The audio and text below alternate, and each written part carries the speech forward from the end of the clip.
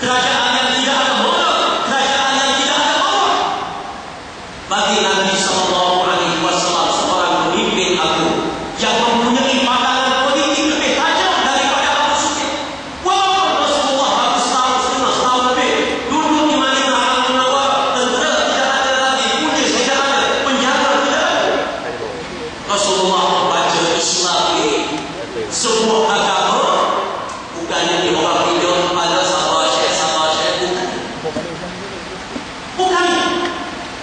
Rasulullah membaca bacaan politik Islam mesti ada orang.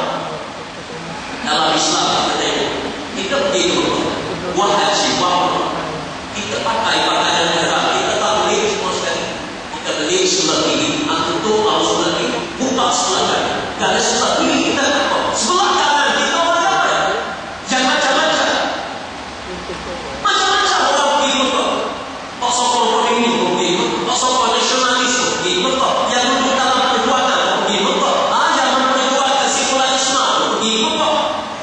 Kita tunjuk kekuatan kita orang Islam bahawa Islam ada media political, Islam ada medan peperangan. Islam tidak boleh dijual beli. Umat Islam ada moral, umat Islam ada ketegasan. Bukan demi ulama yang boleh dibeli, dijual. Bukan. Sebab itu kita buka bahu sederhana bagi membuktikan Islam ada moral. Sebab itu kita menyebut labbaik Allahumma labbaik. Wahai Allah, aku datang, aku akan menyambut risalah Rasulullah walaupun menggadai nyamuk. Ini ke Islam. Rasulullah faham kali menyebabkan Rasulullah berpindah menyekat rombongan yang balik daripada Syam yang nak menuju ke Makkah Al-Mukarramah ditahan oleh Nabi Sallallahu Alaihi Wasallam, dan Rasulullah mempunyai keistimewaan wa tarjuna min Allahi ma la yarjun. Rasulullah adalah Allah Subhanahu wa taala.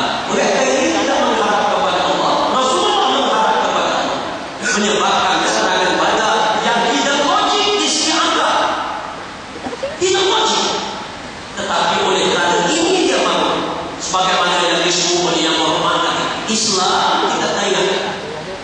Islam bertindak peperangan ini adalah jalan terakhir. Peperangan Badar, dia yang cari pintu, dia yang cari masalah, dia mentes Islam. Islam menyambut. Kalau kamu nak berperang, Islam boleh.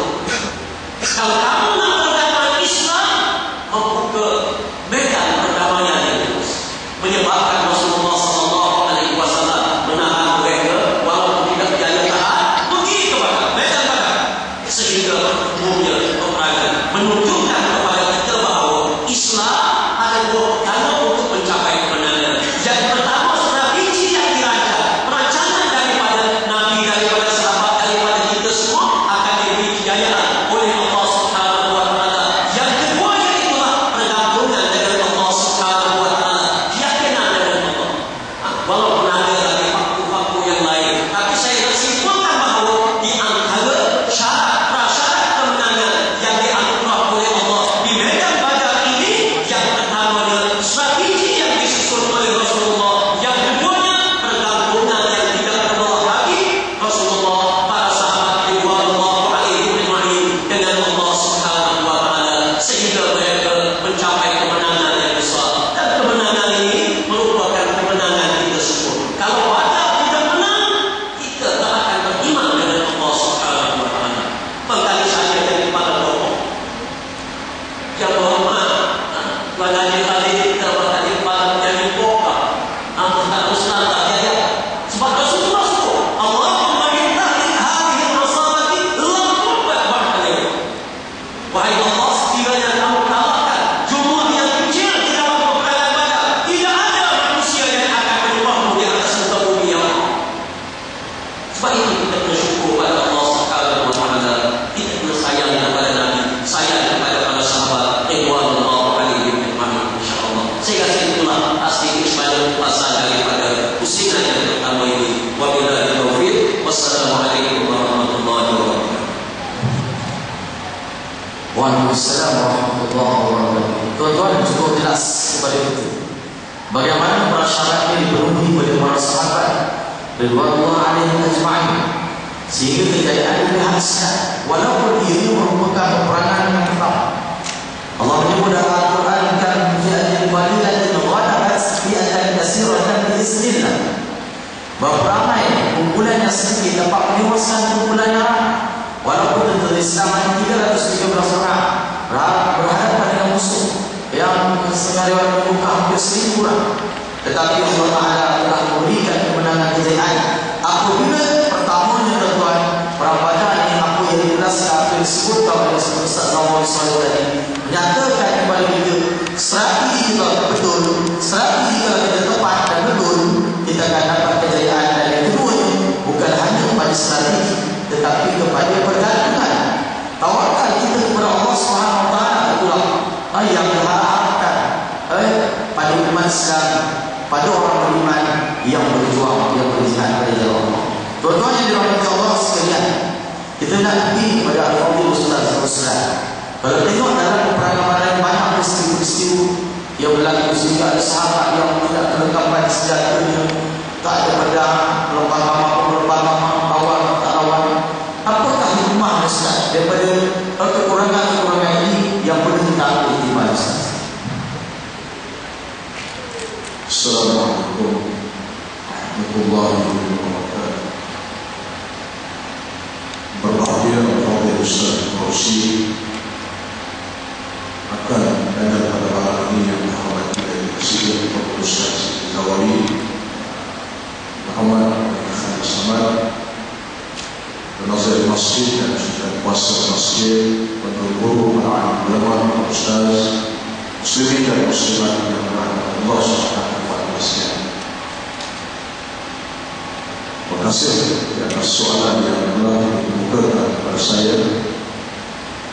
Secara khusus jawab sebab pusingan yang tak berpusingan tadi, setelah jawab tanpa ditanya selama lebih kurang, dan ini adalah soalan tanya yang kita cuba memberikan penjelasan.